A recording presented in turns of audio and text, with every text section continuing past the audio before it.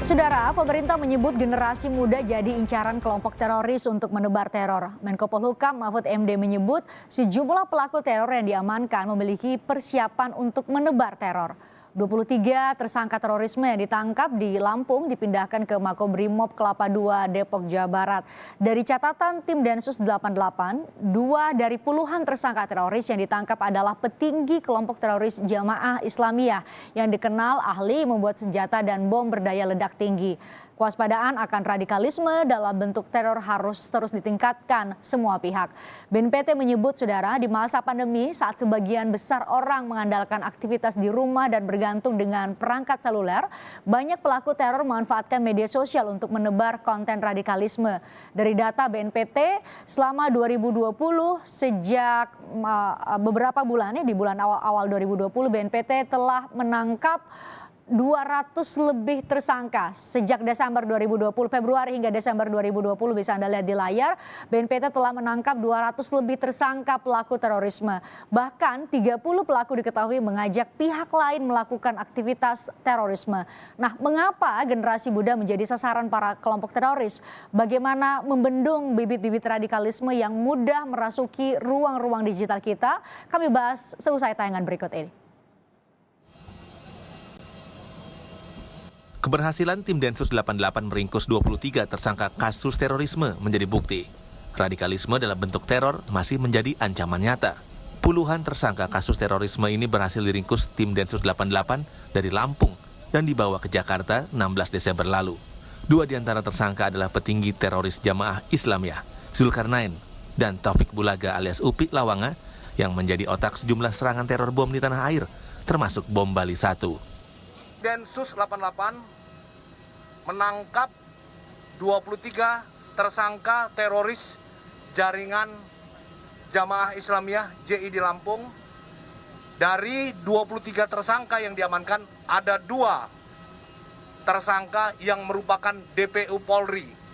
Yang pertama adalah Zulkarnain yang merupakan DPO selama 18 tahun. Kemudian satu lagi Upik Lawanga. Kami jelaskan, Upik Lawanga merupakan anggota JI yang mempunyai keahlian dalam pembuatan senjata dan pembuatan bom.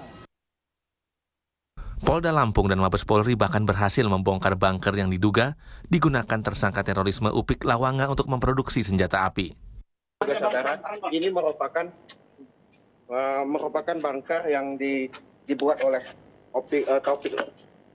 Taufik Lawang atau Taufik Bulaga. Ini ukurannya 1 meter dan kita lihat ini dalam ini tempat yang diduga tempat pembuatan senjata api oleh Taufik Bulaga. 23 tahanan kasus terorisme titipan dari Makobrimob Polda Lampung lantas dibawa ke Makobrimob Kelapa II, Depok, Jawa Barat. Menko Polhukam Mahfud MD menyatakan, 23 tersangka teror yang ditangkap sudah memiliki persiapan untuk menebar teror. Mahfud bahkan mengantongi data adanya sekelompok anak muda yang dilatih untuk meneror orang penting. Mendapat informasi ada sekelompok anak-anak muda yang dilatih di suatu tempat khusus untuk menteror VVIP. Saya dapat foto latihannya juga. Nah, yang seperti ini, jadi ideologi itu radikalisme yang mengarah, menghantam ideologi itu, 1 intoleran, 2 yang lebih parah dari itu adalah teror. Teror itu karena paham jihadis, paham jihad yang salah. Untuk meredam radikalisme, Mahfud MD mengingatkan pentingnya menguatkan persatuan. Dari data Badan Nasional Penanggulangan Teroris atau BNPT, pandemi COVID-19 bisa menjadi momentum pelaku teror melakukan propaganda radikal melalui dunia maya. BNPT menyebut sejak Februari 2020, lebih dari 200 pelaku terorisme berhasil dibekuk selama pandemi COVID-19.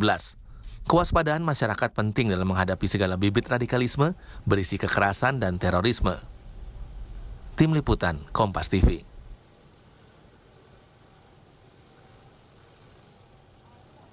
Menko Polhukam Mahfud MD mengaku mendapat informasi pergerakan teroris muda yang sengaja dilatih untuk menebar teror. Seberapa akurat informasi ini? Mengapa anak-anak muda bisa dengan mudah terpengaruh oleh paham radikal seperti ini? Kita akan membahasnya bersama Direktur Penegakan Hukum Badan Nasional Penanggulangan Terorisme (BNPT) Brigjen Edi Hartono dan peneliti terorisme Universitas Indonesia Stanislaus Rianta. Selamat malam Brigjen Edi, Pak Rianta. Selamat malam, Mbak. Selamat malam, Mbak. BNPT juga punya data demikian, Pak Brigjen Edi, karena November lalu Kepala BNPT Komjen Pol Boy Rafli menyebut juga sudah membuka kerjasama dengan atau berkomunikasi dengan pesantren-pesantren karena memang ditemukan bahwa anak-anak muda banyak yang terpapar paham radikalisme. Anda bisa paparkan kepada kami detail datanya, Pak? Terima kasih, Mbak. Memang di era globalisasi ini, Mbak, dan di mana perkembangan informasi teknologi cukup pesat, sehingga ini dimanfaatkan oleh organisasi terorisme untuk melakukan baik itu propaganda maupun melakukan rekrutmen. Ya. Jadi perlu diinformasikan bahwa ada strategi yang digunakan oleh mereka, yaitu yang pertama adalah takminul jamaah, di mana mereka merekrut dan membangun jamaahnya, ya, baik itu dari kalangan generasi muda dan generasi masyarakat yang memang berpotensi atau potensial dijadikan jamaahnya. Ya. Memang generasi muda ini adalah sasaran yang paling diutamakan, ya, karena mereka masih mempunyai tenaga dan pikiran yang kuat, sehingga itu yang menjadi sasaran utama untuk strategi takminul jamaah tadi. Kemudian yang kedua adalah takminul kuwah. Takminul kuwah itu adalah membangun markas dan melakukan idat, ya, pelatihan atau menyiapkan generasi-generasi jamaah ini untuk melakukan pelatihan-pelatihan, ya, seperti pelatihan militer, ya, pelatihan fisik, ya.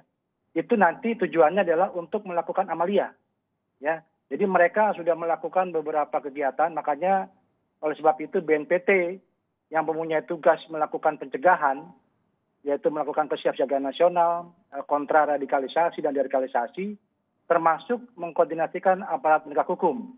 Ya, jadi oleh sebab itu Pak Kepala BNPT melakukan pendekatan, penggalangan untuk kesiapsiagaan nasional kepada tokoh-tokoh masyarakat, ya, tokoh-tokoh agama, untuk sama-sama membangun, ya, membangun daya tangkal atau daya cegah terhadap pengaruh, ya, paham-paham radikal terorisme, baik secara offline maupun secara online.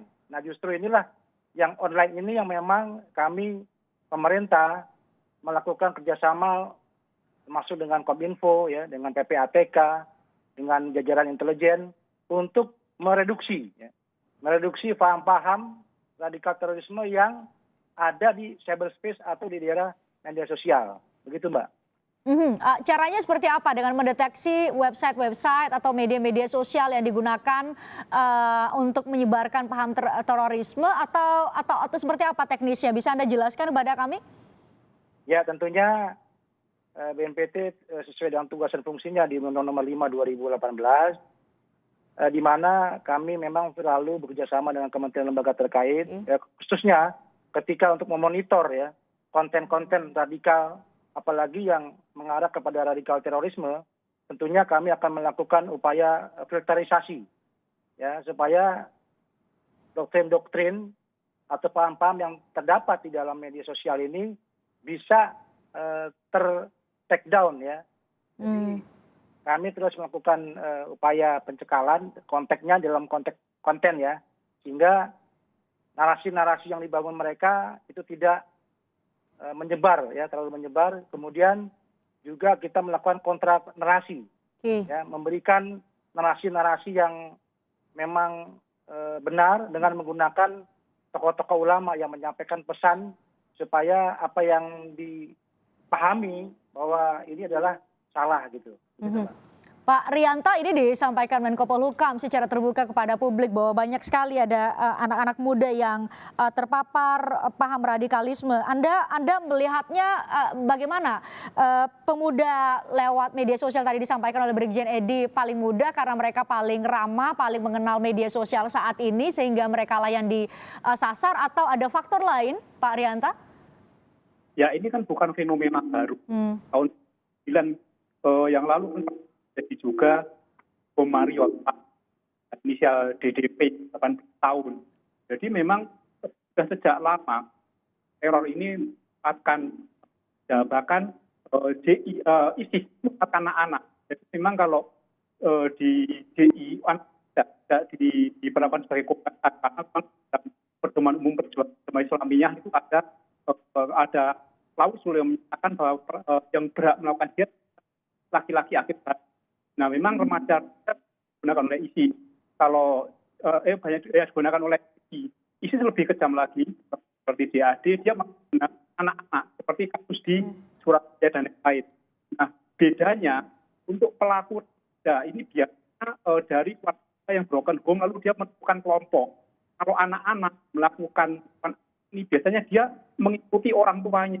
Jadi memang ada seperti itu. Nah, memang ada faktor dari remaja yang menjadi daya dorong melakukan teror itu, karena memang kebutuhan eksistensi mereka, kemudian kebutuhan di ruang-ruang yang mereka butuhkan dan energi mereka yang cukup besar, mereka milih dilatih. Jadi ini dimanfaatkan oleh kelompok teror melakukan seperti ini. Baik, Pak Rianta, saya tidak bisa mendengar suara Anda dengan baik. Semoga kita setelah jeda akan bisa memperbaiki sambungan audio kita sehingga pemirsa bisa dengan jelas mendengarkan penjelasan dari Anda. Kita jeda sejenak, saudara. Sampai Indonesia Malam akan segera kembali untuk Anda.